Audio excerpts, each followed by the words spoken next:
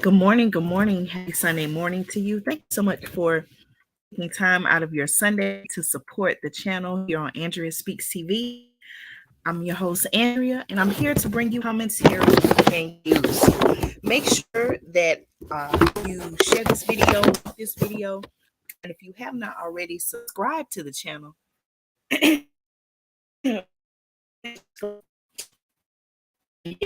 Notifications, that way you can stay informed whenever I do upload content every week. Listen, you all know right on the channel I talked about the growing concerns that an energy crisis is coming.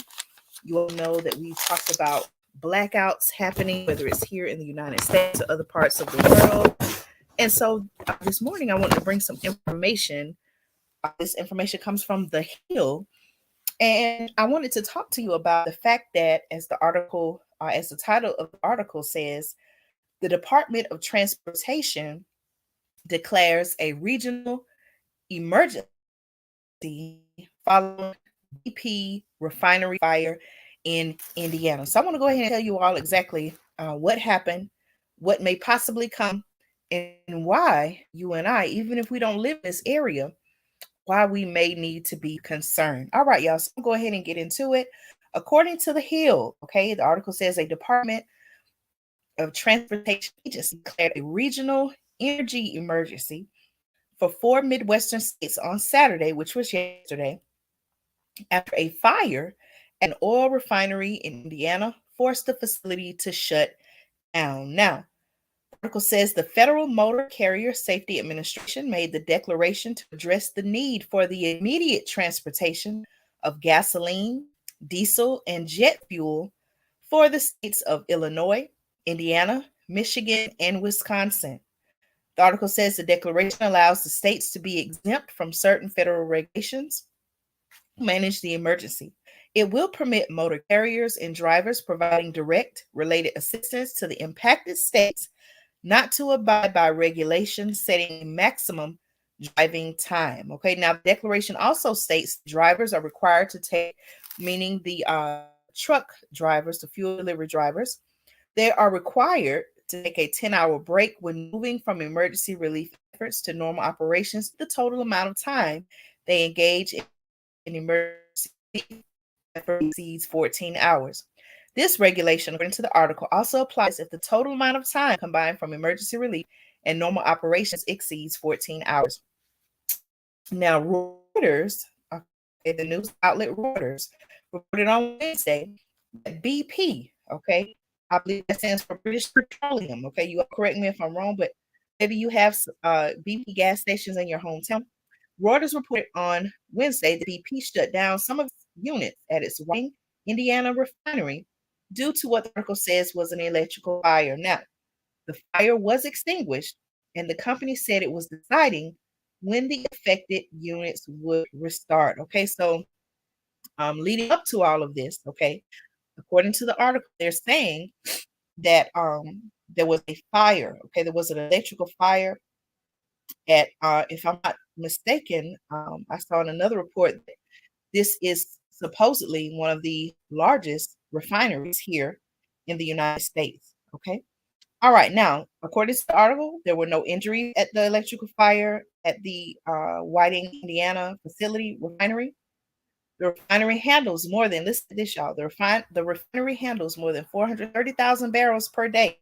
That's according to Reuters. Now, it also provides about 20 to 25% of the refined gas, diesel, and jet fuel that the four states collectively use. Okay, and again, these four states are Illinois, Indiana, Michigan, and Wisconsin.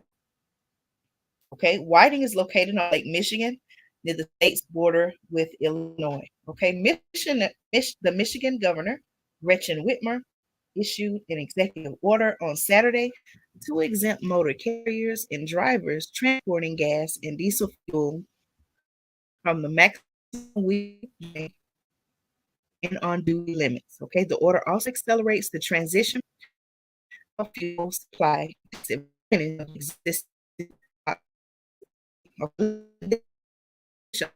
right. Actually, this is a quote by I believe Michigan governor. Okay? The impacts of the outage at the lighting facility will be widespread across our region, and I'm taking proactive steps to help Michigan getters.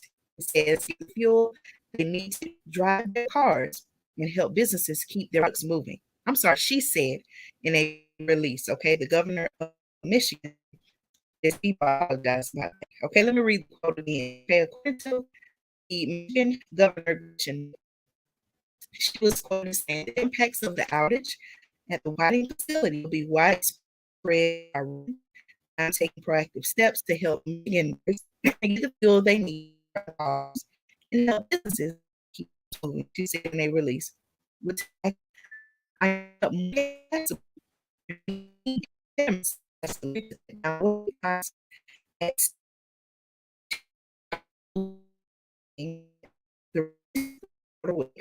immediate release would take immediately unless as long as the emergency continues end of day on September 15th, whichever is first. So naturally, by this refinery happening in the Midwest, those 4 states, which again are Illinois, Indiana, Michigan, and Wisconsin, of course, they're going to be the most directly affected.